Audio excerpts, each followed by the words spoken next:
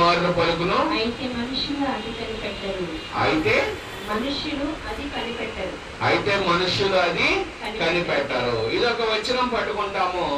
ఇదొక వచనం పట్టుకుని మనం ఏమంటామంటే, మరి దేవుడు ఒకసారి నీకు ద్వారం తెరిచాడు, ఆ ఒక్కసారి ద్వారం తెరిచినప్పుడు నువ్వు లోనికి ప్రవేశించలేదు. హల్లెలూయా. ఏమండి, ఒకసారి 2 సార్లే దేవుడు నీకు అవకాశం ఇస్తాడు. మనం ఒకసారి 2 సార్లు అవకాశం ఇచ్చినప్పుడు నువ్వు దేవుని సన్నిధిలోనికి ప్రవేశించాలి. అలా ప్రవేశించకపోతే నీకు దేవుని ఆశీర్వాదము దక్కదు. కాబట్టి నీకు ఈ శ్రమలు వస్తున్నాయి. మరి దేవుడు ఇంకొక మాట చెప్పాడు చూడండి, లూకా సువార్త 11వ అధ్యాయము 5 నుంచి 10 వరకు ఒకసారి చదవండి.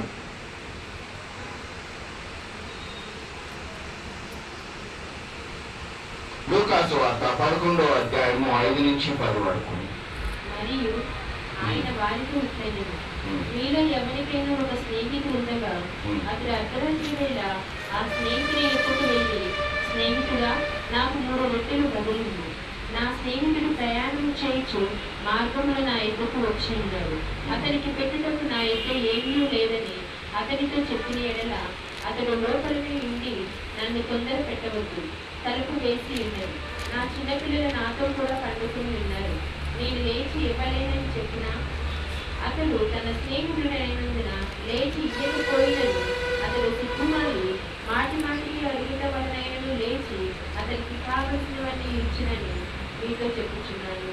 అటువలే మీరును అడుగుడి మీకు ఇయ్యబడును. అటువలే మీరుని అడుగుడి మీకు ఇయ్యబడును. అక్కడ యోబు ఏమన్నాడండి? యోబు గ్రంథంలో ఒకసారి కానీ 2 సార్లు మాత్రమే గాని దేవుడు నిన్ను పలుకును. కానీ మరి ఇక్కడే దేవుడు ఏమని చెప్తున్నాడంటే, నీ స్నేహితుడిని తలుపు కొడుచు అడుగుతూ ఉండడం వలన నీ స్నేహితుడు ఇయ్యకుండా వెనకడుగు వేయిన అదే రీతిలో మీరు అడుగుడి మీకు ఇయ్యబడును. 1 మారే 2 మార్లే పలుకుతానన్నాడండి దేవుడు. నువ్వు ఎన్నిసార్లు అయితే అడుగుతావో నువ్వు అడిగే దాన్ని బట్టి నీ ఆశీర్వాదాన్ని బట్టి ఆయన ఇవ్వడానికి సిద్ధంగా ఉన్నాడు. హల్లెలూయా. ఇక్కడ చూడండి, ఆయన ఎప్పుడు ఇవ్వడానికి సిద్ధంగానే ఉన్నాడు. కానీ మన హృదయంలో ఏ వాక్యం ఆగిపోయిందంటే, 1 మారులు లేదా 2 మారులే దేవుడు పలుకును. హల్లెలూయా. అంటే నువ్వు మాటి మాటికి అడిగినా నేను నీకు ఇస్తానన్న వాక్యాన్ని మనం వదిలేసి, దేవుడు చెప్పిన వాక్యాన్ని వదిలేసి 1 సారి లేదా 2 సార్లు. ఇంకో వచనం కూడా చెప్తాను. యోబు గ్రంథము 9:32 ఒకసారి చదవండి అమ్మా. యోబు గ్రంథము 9వ అధ్యాయము 32వ వచనము.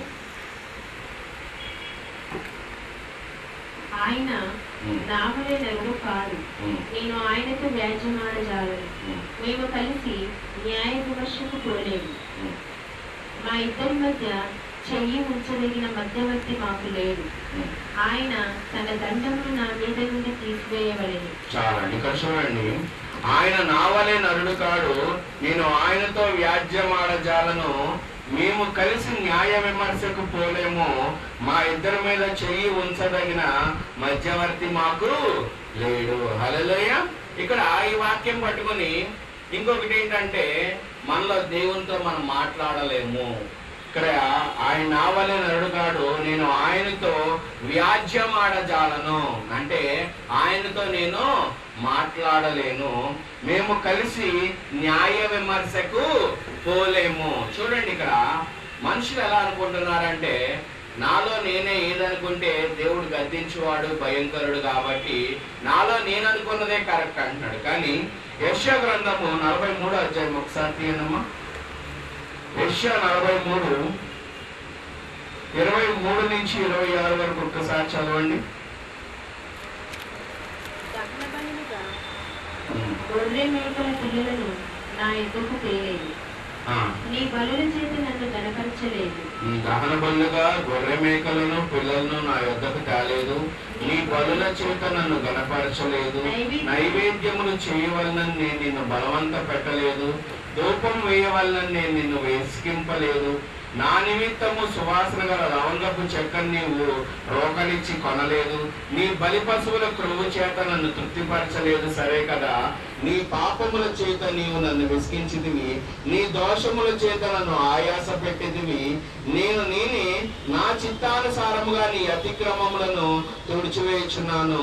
నేను నీ పాపములను జ్ఞాపకము చేసుకొనను. నాకు జ్ఞాపకము చేయుము, మనము కూడి వాదింతుము. నీవు నీతిమంతుడుగా తీర్చబడినట్లు నీ వ్యాజ్యమును వివరించుము. హల్లెలూయా. చూడండి, ఇక్కడ యోబు గ్రంథం ఏమన్నాడంటే ఒకటే మాట చెప్తున్నాడు. యోబు గ్రంథంలో నేను దేవుడితో న్యాయ విమర్శ చేయలేను, దేవుడితో వ్యాజ్యం ఆడలేను. దేవుడు మనకి దూరముగా ఉంటాడు. కానీ ఇక్కడ ఈ వచనం చూస్తే, నేను నీ పాపములను జ్ఞాపకం చేసుకోను, నా జ్ఞాపకము చేయుము, మనము కూడి వాదింతుము. హల్లెలూయా. ఏం చేద్దామండి? మనము కూడి వాదింతుము.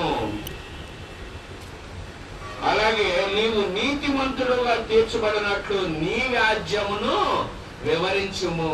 ఏమంటున్నాడండి దేవుడు? నీతిమంతుడిగా తీర్చబడినట్లు నీ వ్యాజ్యమును కూడా నాకు వివరించుము. చూడండి, ఇక్కడ దేవుడు మరి యోబు గ్రంథంలోనేమో నేను ఆయనతో మాట్లాడలేను, నేను ఆయనతో వ్యాజ్యం ఆడలేను, నేను న్యాయ విమర్శలో కూర్చోలేను అంటే, మరి దేవుడు ఇక్కడ ఏమంటున్నాడండి? మీ పాపాలను నేను జ్ఞాపకం చేసుకోను. మీరు దహన బలులు తేలేదు, మీ కానుకలు తేలేదు, మీ దశంభాగాలు తేలేదు, మీరు నాకు ఇవ్వాల్సిన ఏమీ ఇవ్వలేదు, అయినా మీరు నన్ను పాపము చేత విసిగించారు. అయినా కూడా నేను మీ పాపములు ఎన్నటికీ జ్ఞాపకము చేసుకోను. హల్లెలూయా. ఆయన చేసుకుంటానన్నాడండి, ఆయన చేసుకోను అన్నాడు. కానీ మనమేమంటున్నామంటే, అయ్యా మనం చేసిన పాపములను మీ సన్నిధికి అప్పచెప్పుచున్నాము. ఇక్కడ చూడండి, నేను జ్ఞాపకం చేసుకోను అని ఆయన స్పష్టంగా చెప్తున్నాడు. ఇంకోటి కూడా ఏమంటున్నాడంటే, నువ్వు ఆ స్థితిలో ఆ పని ఎందుకు చేశావో నీవు నీతిమంతుడుగా తీర్చబడినట్లు నీ వ్యాజ్యమును వివరించుము. నువ్వు ఏదైతే నీతిమంతుడిగా తీర్చబడుచున్నావో నీ వ్యాజ్యము వివరించుము. ఎందుకు ఆ పని చేశావు? ఆ పని ఎందుకు చేయాల్సి వచ్చింది? ఆ పని కూడా నాకు చెప్పు. ఎందుకంటే నువ్వు నీతిమంతుడిగా ఆ క్షణానికి నువ్వు తీర్చబడతావేమో. అంటే దేవుడు ఆశ చూడండి, మనల్ని ఎప్పుడు నీతిమంతులుగానే చూడాలనుకుంటున్నాడు. ఒక క్రియను బట్టి అక్కడ పాపము ఏలొచ్చు, కానీ నువ్వు చేసిన ఒక అబద్ధము కొన్ని లక్షల జీవితాల్ని కాపాడొచ్చేమో. కాబట్టి ఒక నీ మాట నిన్ను నీతిమంతుడిగా తీరుస్తుంది. హల్లెలూయా. జ్ఞాపకం చేసుకోండి. ఎందుకంటే దేవుని వాక్యాలు చూడండి ఎంత తేడా ఉన్నాయి. ఎందుకు ఖాళీగా అమర్చబడి ఉన్నాయంటే, నేను ఒంటరి వాడను, నాతో దేవుడు వ్యాజ్యమాడలేడు, నేను గెలవలేను, లేదంటే ఒకసారే తలుపు తీస్తాడు, 2 సార్లే తలుపు తీస్తాడు. ఇలాగా మనల్ని మనము మూసేసుకున్నాం, కొన్ని ద్వారముల ద్వారా మూసేసుకున్నాం. కానీ దేవుడు ఏమంటున్నాడంటే, నువ్వు తప్పక అడుగుతూ ఉండవలన నీ స్నేహితుడే నీకు ఇస్తున్నప్పుడు నేను నీకు ఇవ్వలేనా? ఒకవేళ నువ్వెందుకు నన్ను అంత విసిగించినా కూడా నువ్వెందుకు ఆ పని చేసావేమో, కానీ ఆ పనిని బట్టి నేను నీకు మధ్యవర్తిత్వం చేయలేనా? హల్లెలూయా. నీవే కూడి వాదించుము. అవకాశం కూడా దేవుడు మనకే ఇచ్చాడండి. నువ్వు నీతిమంతుడిగా తీర్చబడినట్లు నీ వాదింపు ఎలా ఉండాలి? నువ్వు నీతిమంతుడిగా తీర్చులా ఉండాలి. అది నీ వాదన అయి ఉండాలి. జ్ఞాపకం చేసుకోండి దేవుని వాక్యం. ఎప్పుడు దేవుడు మనకు ఆశీర్వాదమే ఇస్తున్నాడు, కానీ నేను ఇలాగే ఉంటాను, వీటితో ఆపేస్తున్నాను అని చెప్పి దేవుడు మనకు ఎక్కడికా చెప్పలేదు. ఇంకోటి హెబ్రీయులు 8:6 ఒకసారి చూడడం. ఇంకో వచనం కూడా హెబ్రీయులు 8:6.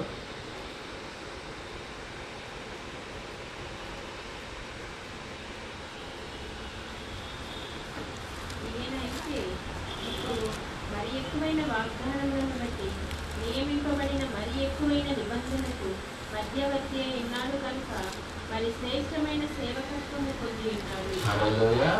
ఇందాక యోబు ఏమన్నాడండి?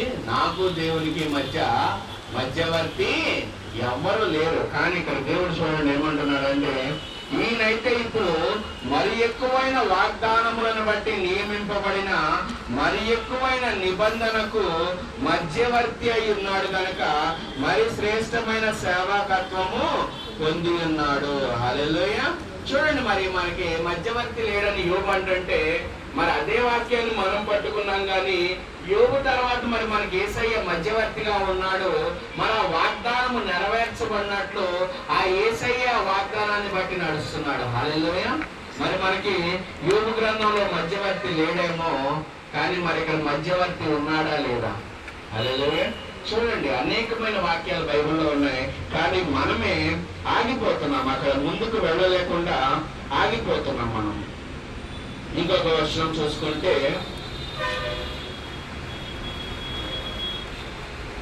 కీర్తనలు 22:5-6 వచనాలు ఒకసారి చదవండి.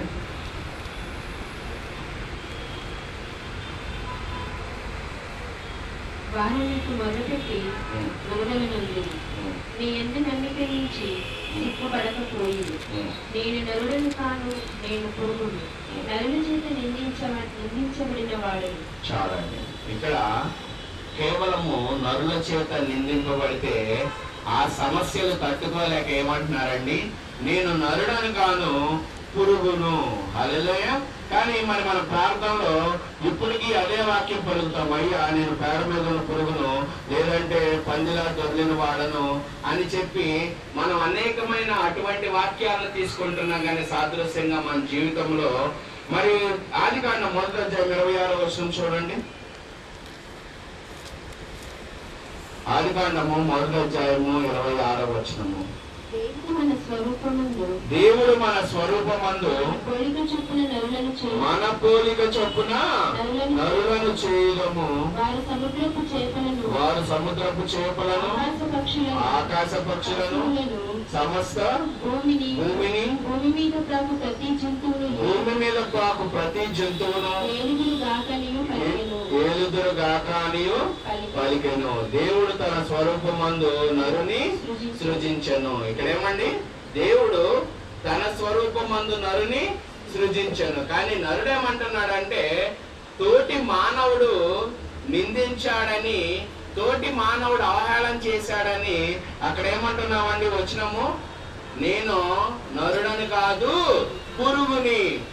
అయ్యా నిన్ను పురుగుల మీద, చేపల మీద, జంతువుల మీద, ఈ భూమి మీద ప్రాకు వాటి మీదను, ఎగురు వాటి మీదను, ఈ భూమి మీద నివసించు వాటన్నిటి మీదను నీకు అధికారం ఇస్తున్నానయ్యా అంటే నువ్వు దేంతో పోల్చుకుంటున్నావండి?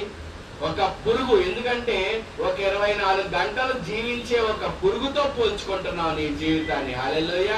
మరి దేవుడు నా స్వరూపాన్ని నేను మిమ్మల్ని తయారు చేసుకుంటున్నాను, నా రూపాన్ని నేను మిమ్మల్ని తయారు చేసుకుంటున్నాను అంటే మరి మనమేం మాట్లాడుతున్నామండి? మనకిన్న చిన్న శోధనలో నువ్వు రూపంలో తయారు చేసుకున్నావేమో, కానీ అయ్యా నేను పురుగుని, లేదంటే బురదలో దొరికిన పంది వలె ఉంటున్నాను అంటే నిన్ను ఎవరితో పోల్చుకుంటున్నావండి? దేవుడు ఏమన్నాడు వాక్య ప్రకారము? మీరు నా స్వరూపంలో తయారు చేయబడ్డారు, మీరు నా స్వరూపంలో నేను మిమ్మల్ని రాజ్యం ఏలడానికి మిమ్మల్ని సిద్ధపరిచాను అంటే లేదండి, లోకంలో మాకున్న శ్రమలను బట్టి మేము పురుగుల కంటే హీనంగా ఉన్నాము, బురదలో పొర్లిన పంది వలె ఉన్నాము. చూడండి ఎటువంటి మాటలు మనం పలుకుచున్నామో.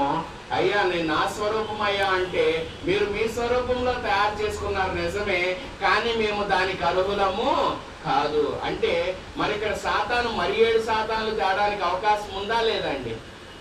ఎవరితో చేస్తున్నారు ఆశీర్వాదాన్ని?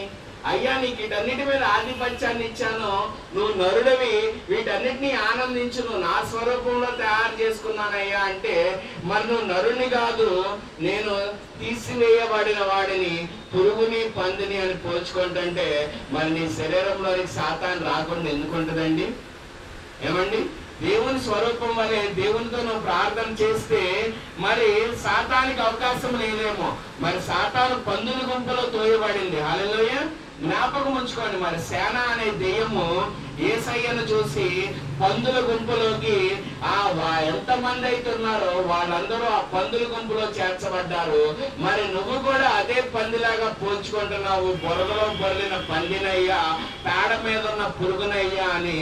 మరి నీలోకి ఇంకెన్ని 7 శాతాలు కాదు, ఇంకెన్ని చెడ్డ శాతాలు రావాలి ఒక్కసారి ఆలోచించండి. ఎందుకంటే ప్రతి వాక్యము ఒక ఖడ్గము లాంటిది, 2 అంచుల పొదును గలదు. అది ఎముకలకు మూలుకలోనికి మధ్యలోకి చేరును. అంత శ్రేష్టమైన వాక్యాన్ని మనము దేవుళ్ళ వాక్యాన్ని మనము జీర్ణించుకోవట్లేదు, మన శరీరంలో ఉంచుకోవట్లేదు కనుక మనకి శోధనలన్నీ కలుగుతున్నాయి. హల్లెలూయా. ఒకసారి జ్ఞాపకం చేసుకోండి, ఒకసారి ఆలోచించండి. ఏ రీతిలో మనం మాట్లాడుతున్నాము, ఏ రీతిలో మనం ఆలోచన చేస్తున్నాము, మన మాట ఎలాగుంది.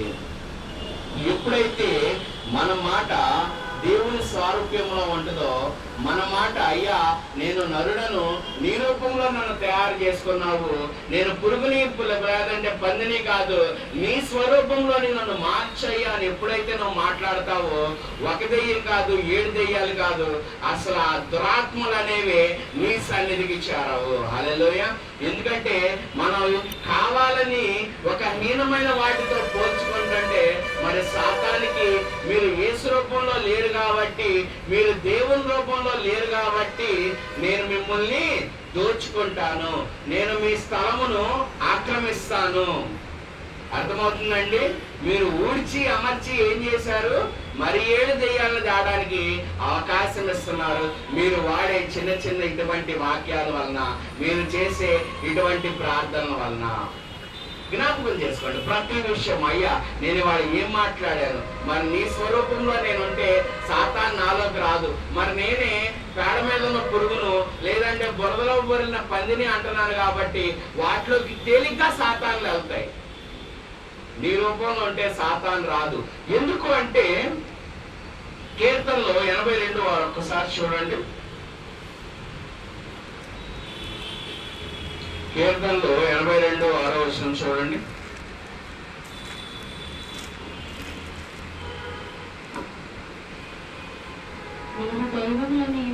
మీరు దైవములనియు మీరందరూ సర్వోన్నతుని కుమారులనియు నేనే సెలవిచ్చున్నాను. హల్లెలూయా. మరి ఈ వాక్యము చెప్పేటప్పుడు కీర్తనలకి యేసయ్య జన్మించలేదు, మరి యేసయ్య మన కోసం మరణించలేదు. కానీ అప్పటికే ఈ వాక్యం బైబిల్లో రాయబడి ఉంది. ఏమని రాయబడి ఉందండి? మీరు దైవములనియు మీరందరూ సర్వోన్నతుల కుమారులనియు నేనే సెలవిచ్చి ఉన్నాను. హల్లెలూయా. మరేమంటున్నారండి? మీరు పురుగులు కాదు, పందులు కాదు, మీరందరూ దైవములు, సర్వోన్నతుని యొక్క దేవుని కుమారులు. మరి దేవుని కుమారులు అన్నప్పుడు హీనమైన వాటితో పోల్చుకొని మీరు సాతానికి ఎందుకండి అవకాశం ఇస్తున్నారు? ఇంకొకటి కూడా, మీరందరూ సర్వోన్నతుని కుమారులని నేనే సెలవిచ్చి ఉన్నాను. మరి దేవుడు వాగ్దానం చెప్తున్నాడు, మీరందరూ నా పిల్లలయ్యా, మీరందరూ నా స్వరూపంలో చేయబడ్డారు. కానీ ఈ వాక్యాన్ని మనం వదిలివేశాము. దావీదు చెప్పిన ఒక మాటను పట్టుకున్నాము, అయ్యా మేము పురుగులము, అయ్యా మేము శోధనలో ఉన్నవారము, పంది వలె దొర్లిన వారము. ఇంకొకటి చూస్తే యోహాను 10:34 ఒకసారి చూడండి, అదే వచనం ఉంటుంది. యోహాను సువార్త 10:34. అందుకు యేసు, మీరు దైవములని నేను ఎంచునని ఈ ధర్మశాస్త్రంలో రాయబడి ఉండలేదా? చూడండి ఇక్కడ ఏమంటున్నాడు యేసయ్య కూడా, మీరు దైవములని నేను అంటినని మీ ధర్మశాస్త్రములో రాయబడి ఉండలేదా? మరి దైవములతో మనల్ని పోలుస్తున్న మన దేవుడు, మీరు నా స్వరూపంలో ఉండాలని పోలుస్తున్న మన దేవుడు, మరి మనం నరులము, కుక్కలము, పిల్లులము, పందులము అంటే ఎలా ఉంటదండి? మరి మన యేసయ్యకి, మన తండ్రికి. మన పిల్లలు వచ్చి మమ్మీ నేను కుక్కని అంటే మనం ఒప్పుకుంటామా? మమ్మీ నేను పందిలాగా దొర్లొచ్చానంటే ఒప్పుకుంటామా? కొడతాము రెండు. మరి రోజు అదే ప్రార్థన మనం చేస్తా, అయ్యా నేను పేడ మీద ఉన్న పురుగులాగా ఉన్నాను, లేదంటే పంది వల్లే దొర్లుతున్నాను అని రోజు నువ్వు అంటంటే, అరే నా స్వరూపంలో నేను తయారు చేసుకున్నాను, దైవములను నేను చెప్పినా కూడా వీళ్ళు పందులతో పురుగులతో పోల్చుకుంటున్నారు. మరి దేవునికి ఇంకెంత బాధ కలగాలండి మన గురించి? ఒక్కసారి ఆలోచించండి. ఎందుకంటే నువ్వు దేవుని స్వరూపం అంటే సాతాన్ని ఎత్తుకు రావడానికి భయపడింది. నేను పందిని పురుగుని అంటున్నావు కాబట్టి అది మరి 7 చెడు సాతానం తీసుకొచ్చి నీ సన్నిధిలోకి చేర్చబడింది. ఇంకో వచనం కూడా చూడండి, 1 యోహాను 4:17 చూడండి. 1 యోహాను 4:17.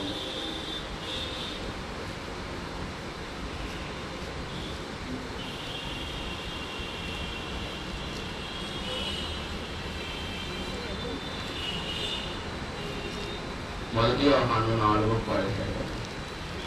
తీర్పు దినమందు మనకు ధైర్యము కలిగినట్లు దీని వలన ప్రేమ మనలో పరిపూర్ణము చేయబడి ఉన్నది. ఎలయనగా ఆయన ఎట్టివాడై ఉన్నాడో మనము కూడా ఈ లోకములో అట్టివారమై ఉన్నాము. హల్లెలూయా. ఏమండి, ఈ లోకములోన మనం మరణించిన తర్వాత ఆయన ఎట్టివాడై ఉన్నాడో ఆ తీర్పు దినమందు మనము కూడా ఆయన వలే ఉన్నామంట. ఈ లోకములోనే, మనం మరణించిన తర్వాత కాదు, లేదంటే మనం తిరిగి లేచిన తర్వాత కాదు. జాగ్రత్త గమనించండి. ప్రతి వచనము ఎంత లోతుల్లో చెప్తున్నాడంటే మనం పైపైన చూసి అరే నా దేవుడు నాతో మాట్లాడట్లేదు, నా దేవుడు నన్ను చూడట్లేదు. చూడండి, ఇటువంటి చిన్న చిన్న వాక్యాలు మనం బలహీనపరుస్తున్నాయో, మన శరీరంలోనికి అనేక దురాత్మలు తెచ్చిపెడుతున్నాయో. ఇక్కడ ఆయన ఎట్టివాడై ఉన్నాడో మనము కూడా ఈ లోకములో అట్టివారమై ఉన్నాము. మరి యేసయ్యలోకి ఏదైనా సాతాను దూరిందా? యేసయ్యలోకి సాతాను కనీసం తొలగి చూడటానికి ప్రయత్నించగలిగిందా? అంటే యేసయ్య అంత మహిమోన్నతుడు, నీకు అవకాశం ఇచ్చాడు భూమి మీద. ఈ లోకంలో మీకు అదే సమృద్ధినిచ్చాడు, మీకు అదే ఐశ్వర్యాన్ని ఇచ్చాడు. ఎప్పుడైతే మీరు దాన్ని బట్టి చూడట్లేదో, ఆ ఐశ్వర్యమును మీరు చూడట్లేదో, మీకు తెలియకుండానే మీరు సాతాను క్రియలో పాలిభాగస్తులు అవుతున్నారు. హల్లెలూయా. మరి ఖాళీగా ఎందుకు అమర్చి పెట్టున్నారండి?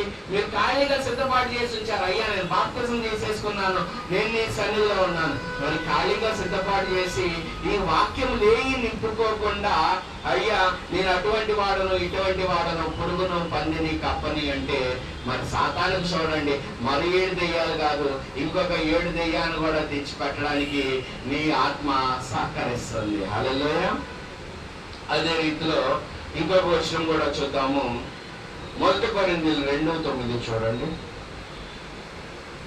1 కొరింథీయులు 2:9.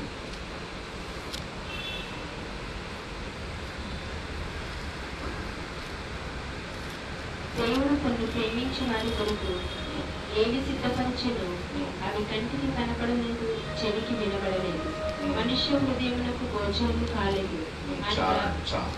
ఇక్కడ మనందరం ఏంటంటే ఈ ఒక్క వచనం తాగిపోతాం. ఇందును గురించి దేవుడు తను ప్రేమించే వారి కొరకు ఏమి సిద్ధపరిచెనో అవి కంటికి కనపడలేదు, చెవికి వినపడలేదు, మనుష్య హృదయమునకు గోచరము కాలేదు. మనం ఏమన్నా అన్నాం అనుకోండి, దేవుని క్రియలు ఎలాగుంటాయో మనకి తెలియదండి, దేవుని క్రియలు మనకి ఎలా చేయాలో తెలియదండి, కాబట్టి మనం ఇలాగుంటున్నాము. ఏమండి, కంటికి కనబడట్లేదు, చెవిటికి వినబడట్లేదు, మనుష్య హృదయమునకు గోచరము కావట్లేదు. కానీ తర్వాత వచనం చదవగలిగితే 10వ వచనము, మనకైతే దేవుడు వాటిని తన ఆత్మ వలన బయలుపరిచి ఉన్నాడు. హల్లెలూయా. ఏమండి, ఇది ఎవరికి? వేరే వాళ్ళకి కనబడట్లేదేమో, కానీ మనకైతే ఏం చేస్తున్నాడు? ఆత్మ వలన సమస్తము బయలుపరిచి ఉన్నాడు. కాబట్టి ఆ ఆత్మ అన్నిటినీ దేవుని మర్మములను కూడా పరిశోధించుచున్నాడు. ఒక మనుషుని సంగతులు అతనిలోనున్న మనుష్యాత్మకే గాని మనుషుల్లో మరి ఎవరికి తెలియబడదు. అలాగే ఇప్పుడు చూడండి వచనము, ప్రేమించిన వారి కొరకు ఏమి సిద్ధపరిచినో అవి కంటికి కనబడలేదు, చెవికి వినబడలేదు, మనుష్య హృదయమునకు గోచరము కాలేదు. కానీ మరి వచనం చూడండి, మనకైతే దేవుడు వాటిని తన ఆత్మ వలన బయలుపరిచించాడా లేదా? ఏమండి, బయలుపరిచించాడా లేదా? కానీ మనమేమంటున్నాము, ఇంకా అదే దీంట్లో ఉన్నాం. అయ్యా ఆయన చేసే క్రియలు కంటికి కనబడవు, చెవికి వినపడవు, మనుష్య హృదయమునకు గోచరము కావు. మరి నువ్వు నిజంగా దేవునిలో ఉంటే, మరి నువ్వు నిజంగా దేవునితో ప్రార్థన చేస్తుంటే, ఆయన ఆత్మను నువ్వు పొందుకుని ఉంటే నీకు ఆయన అనుగ్రహిస్తానంటున్నాడా లేదా, నీకు ఇస్తానంటున్నాడా లేదా? చూడండి, మనమే ఖాళీగా అలా ఉంచేసాం మన ఆత్మను. ఇటువంటి వచనాలు చదివి బైబిల్లోనే, 2 బైబిల్లోనే ఉన్నాయి. ఏమండి, 2 బైబిల్లోనే ఉన్నాయి. ఏదైనా వనములో అన్ని చెట్లు ఉన్నాయి, జీవవృక్షములు ఫలించే చెట్టు ఉంది, జీవమునిచ్చే చెట్టు ఉంది, మరణమునిచ్చే చెట్టు ఉంది. కానీ నువ్వు దేన్ని తీసుకుని తింటున్నావో దాని వల్ల నీకు బలము కలుగును. హల్లెలూయా. ఏమండి, నువ్వు తినే దాని వల్ల నీకు బలం వస్తుంది, కానీ నువ్వు తినని దాని వల్ల కాదు, నువ్వు చూడని దాని వల్ల కాదు. నేను మొదటి నుంచి వాక్యాలు అలాగే వస్తున్నాయి. నేను యోబు విషయంలో చూసుకుంటే, నేను దేవునితో వ్యాజ్యం ఆడలేను. మరి దేవుడు ఏమన్నాడు, వచ్చి నాతో వ్యాజ్యమాడు, నువ్వు నీతిమంతుడిగా తీర్చబడినట్లు నువ్వే కార్యము చేయి. మరి తర్వాత ఇంకో వచనం చూస్తే, 1 మారు పలుకును 2 మారు పలుకును అంటున్నావు. 1 మారు 2 మార్లు కాదు, నువ్వు ఎన్నిసార్లు తట్టినా ఒక స్నేహితుడే తీయంగా నీ దేవుడు నీకు ద్వారములు తీయడా. చూడండి, ప్రతి వచనాలు ఎలా ఉన్నాయో, కంటికి కనపడవు, చెవికి వినపడవు, కానీ నువ్వు దేవుని ఆత్మ పొందుకుంటే ఆయన నీకు సమస్తము బయలుపరుస్తాడు. అయ్యా, నేను మనుషుని కాదు, పురుగుని. మరి మీరు దైవములని మరి కీర్తనలో దావీదు గ్రంథములోనే చెప్పబడి ఉంది, మీరు దైవములని. మరి దైవములు అన్నప్పుడు పురుగులతో పోల్చుకుంటున్నప్పుడు మరి సాతానికి అవకాశం మనం ఇస్తున్నామా, ఇంకెవరన్నా ఇస్తున్నారా? చూడండి, ప్రతిదీ గమనించండి, ప్రతి వచనముని గమనించండి. నేను ఎలా మాట్లాడుతున్నానో, ఏ రీతిలో మాట్లాడుతున్నానో, ఎందుకు నాలో ఈ శోధనలు వస్తున్నాయో ఒక్కసారి గమనిస్తూ ఉన్నాను.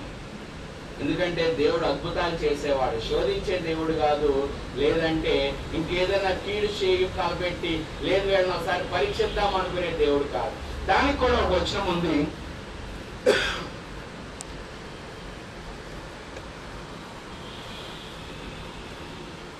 యాకోబు 1:12-13 ఒకసారి చదవండి. యాకోబు 1వ అధ్యాయము 12-13 వచనాలు చదవండి.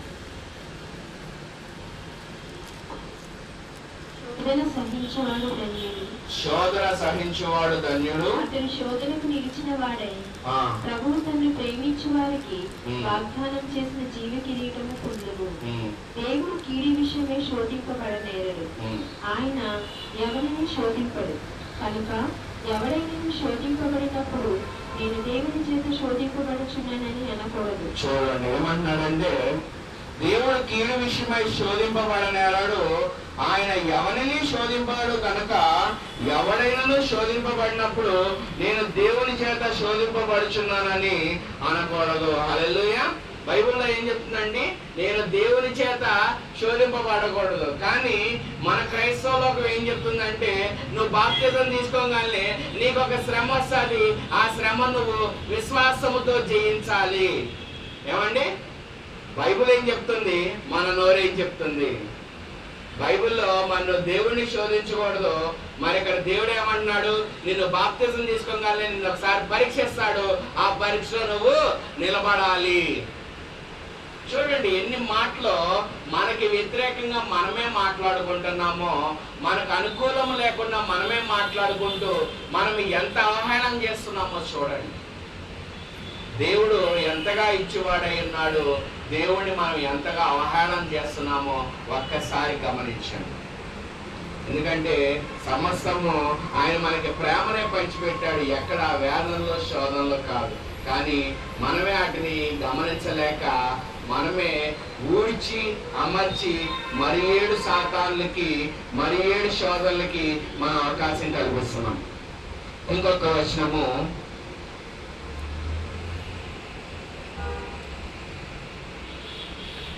కీర్తనలు 51:5 ఒకసారి చూడండి.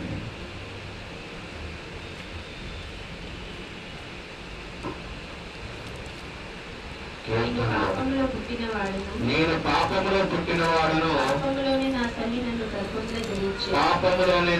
నన్ను గర్భమును ధరించెను. ఏమంటున్నాడండి ఇక్కడ దావీదు?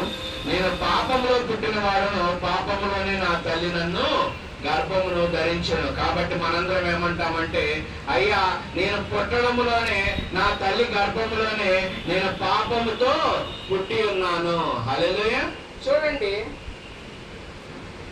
ఇక్కడ జాగ్రత్తగా ఈ వాక్యాన్ని గమనిస్తే, పాపములో పుట్టినవాడను అంటే అప్పటికి లోకమంతా పాపములో ఉంది, పాప పరిస్థితుల్లో ఉంది. కాబట్టి పాపములో పుట్టినవాడను అంటే అటువంటి సమయములో నా తల్లి నన్ను జన్మనిచ్చింది కాబట్టి నేను ఈ పాపపు లోకములోనికి వచ్చాను అని. కానీ దాని అర్థము నేను పాపములో జన్మించాను, నా తల్లి పాపము చేసిందని కాదండి. హల్లెలూయా. జాగ్రత్త గమనించండి. పాపములో పుట్టిన వాడను అంటే ఈ లోకం అప్పటికే పాపమయమై ఉంది, ఆ పాపములో నేను పుట్టాను. అంతేగాని నా తల్లి పాపం చేయడం వల్ల నేను గర్భములో పడలేదు. ఈ వచనానికి దేవుడు మనకు చెప్పిన వాక్యం ఏంటంటే, మొదటి యోహాను 5వ వచనం చూడండి. 5వ అధ్యాయము, మొదటి యోహాను 5వ అధ్యాయము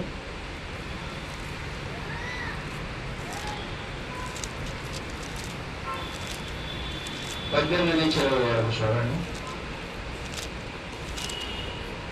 దేవుని మూలంగా పుట్టి ఉన్న వాడెవడు పాపము చేయుడని ఎరుగడు. హల్లెలూయా. ఇక్కడ చూడండి, దేవుని మూలముగా పుట్టి ఉన్న వాడెవడను పాపము చేయుడని ఎరుగుదుము.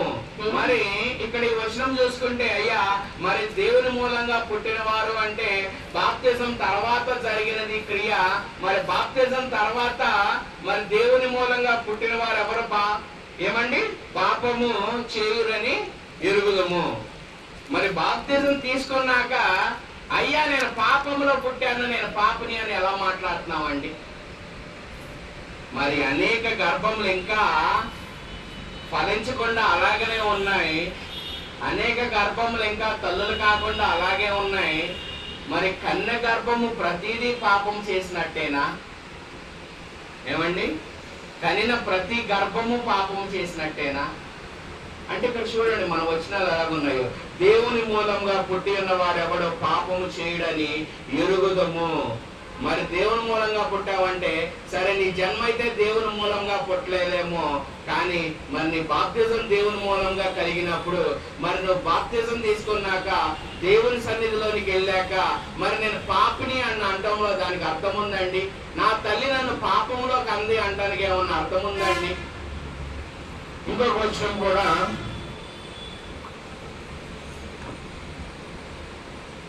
యాకోబు 1:18 ఒకసారి చూడండి. యాకోబు 1:18.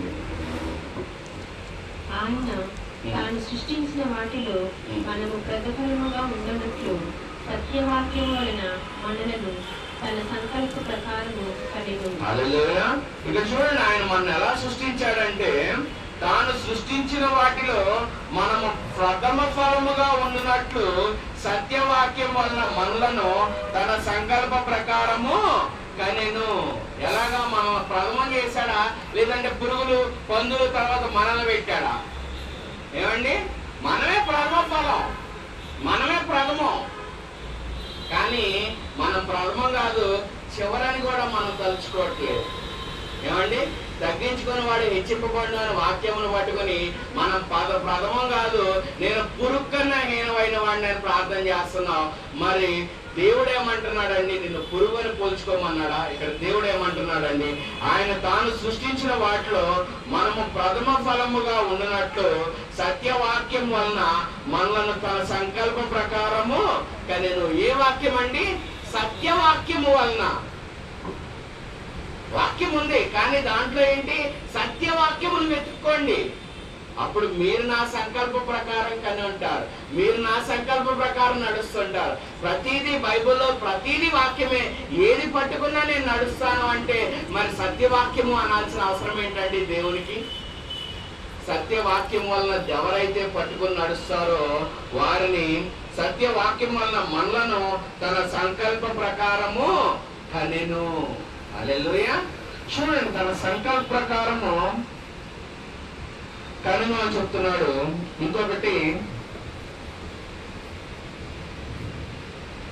కీర్తనలు 22:9 ఒకసారి చూడండి. కీర్తనలో 22:9.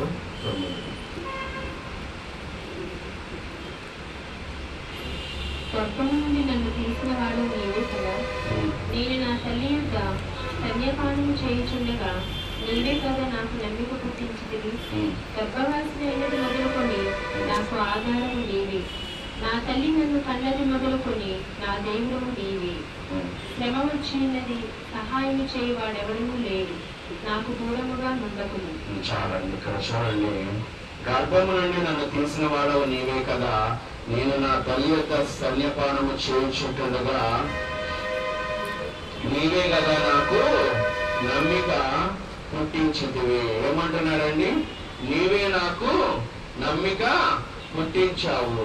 మరి నిజంగా తల్లి గర్భముల నుంచి రావడమే పాపమైతే ఆయన ఆ పాపాన్ని ప్రోత్సహిస్తాడా? ఏమండి? నేను తల్లి గర్భముల నుంచి, నా తల్లి గర్భము, నేను పాపం చేయడం వల్లే నా తల్లి గర్భము ధరించింది అని నువ్వు అంటా మాటకి ఇక్కడ ఈ వచనం ఒక్కసారి చదవండి. ఆ పాపాన్ని దేవుడు ప్రోత్సహిస్తాడా? ఆ గర్భంలోంచి నిన్ను బయటికి తీస్తాడా? అంటే పాపాన్ని అభివృద్ధి చేయమని దేవుడు మనకి చెప్తున్నట్ట. నీ తల్లిదండ్రులను సన్మానింపుము అని చెప్పి దేవుడి వాక్యంలో, దేవుని ఆజ్ఞలో మొదటి ఆజ్ఞగా ఉంటే, అయ్యా నా తల్లిదండ్రులు పాపము చేయడం వల్లనే నేను గర్భంలో పడ్డాను అంటే మరి వారిద్దరిని నువ్వు సన్మానిస్తున్నావా? వారిద్దరిని నీకు అనుగ్రహించిన నీ దేవుడిని అవమానపరుస్తున్నావా? హల్లెలూయా. నేను గర్భంలో పట్టమే నా తల్లిదండ్రులు పాపము చేశారయ్యా, అందుకే నేను గర్భంలో పడ్డాను అంటే మరి నీ తల్లిదండ్రులను సన్మానింపుము అని దేవుని మొదటి ఆజ్ఞగానే ఉన్నది. మరి సన్మానించడం అంటే వారు నిన్ను పాపంలో కనడమా?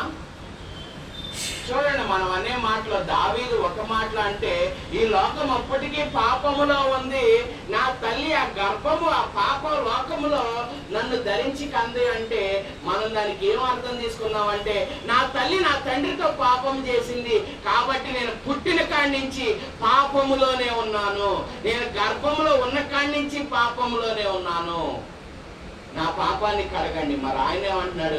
మీరు నా స్వరూపంలో తయారు చేసుకున్నా, మరి గర్భం నుంచి బయటకు తీసింది నువ్వైతే పాపాన్ని బయటకు తీసి ప్రోత్సహిస్తాడా ఏ దేవుడైనా? చెప్పండి. మరి నువ్వు అనే మాట ఎలాగుందండి? ఏ వచ్చినా మనము జనాల్లోనికి తీసుకెళ్తున్నాము. నిజంగా మరి దేవుడు అయ్యా గర్భం నుంచి నువ్వే నన్ను బయటకు తీసావయ్యా అంటే మరి ఆ పాపాన్ని దేవుడే బయటకు తీసి ప్రోత్సహిస్తున్నాడా? ఆ పాపాన్ని దేవుడే మీరు ఇది చేయండి అయ్యా అంటున్నాడా? ఇంకొకటి కూడా చూడండి, 1 తిమోతి 2:15 ఒకసారి చూడండి. 1 తిమోతి 2:15.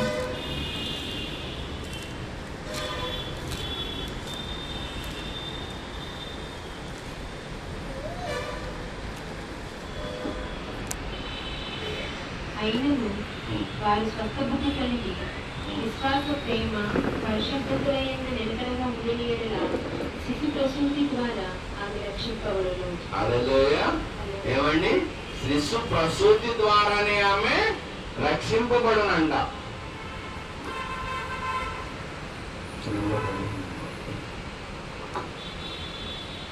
ఆయనను నేను ఆలస్యం చేసిన యెడల దేవుని మందిరములో అనగా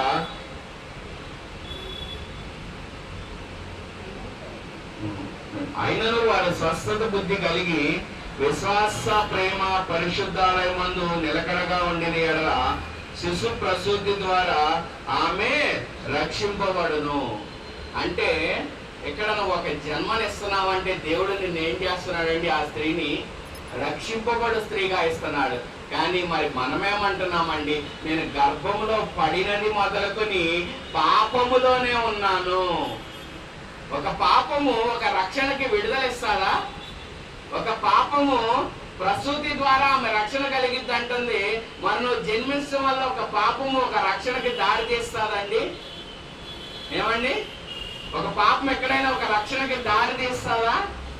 కానీ ఇక్కడ దేవుడు చెప్తున్నాడు మరి ఆమె ప్రసూతి ద్వారా ఆమెకు రక్షణ కలిగిందంట.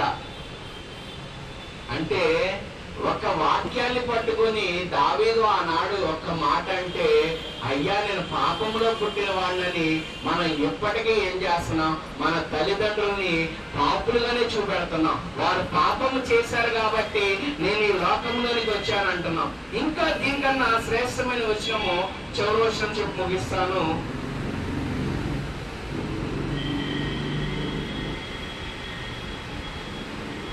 ఆదికాండము 9వ అధ్యాయము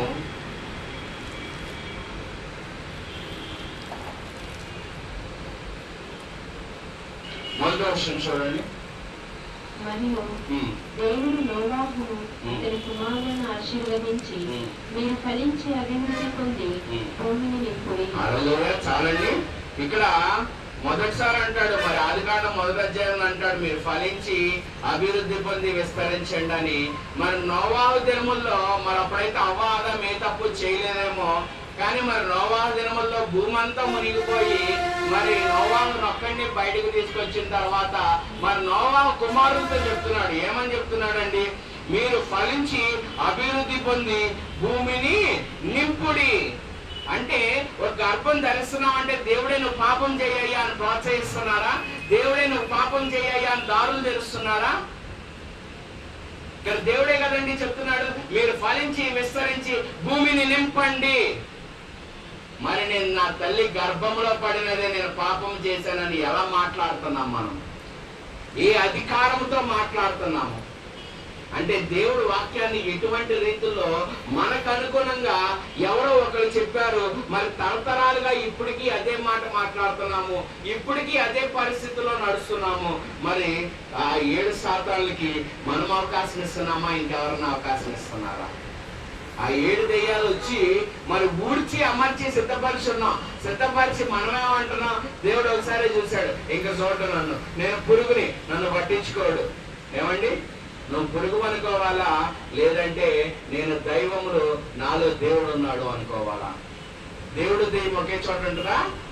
ఉండదు. నేను దైవమును, నేను దేవుడని పాత కీర్తనలోనే చెప్పబడింది. అయ్యా మీరు దైవములని పాత దీంట్లోనే ఉంది కదా, పాత నిబంధనలోనే ఉంది కదా. మరి పాత నిబంధనలోనే క్రీస్తు మన కోసం మరణించక ముందే మనల్ని దైవములతో పోల్చినప్పుడు మరి మనం ఏ రీతిలో ఉండాలండి? ఏ రీతిలో సారూప్యం కలిగి ఉండాలి అంటే చూడండి, అందుకే మనము సాతానికి అవకాశం ఇస్తున్నాం. మరి దానికన్నా చెడ్డ 7 దెయ్యాలను తీసుకొచ్చి మనలో నివాసం ఉండడానికి.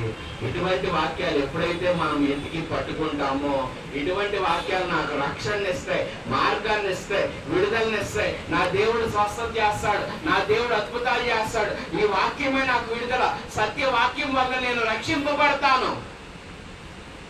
ఎప్పుడైతే వీటన్నిటిని మన హృదయంలో ఆలోచిస్తున్నామో వీటికి నూరంతలుగా మన దేవుడు మనకు ఆశీర్వాదం సిద్ధపరచుస్తాడండి. హల్లెలూయా.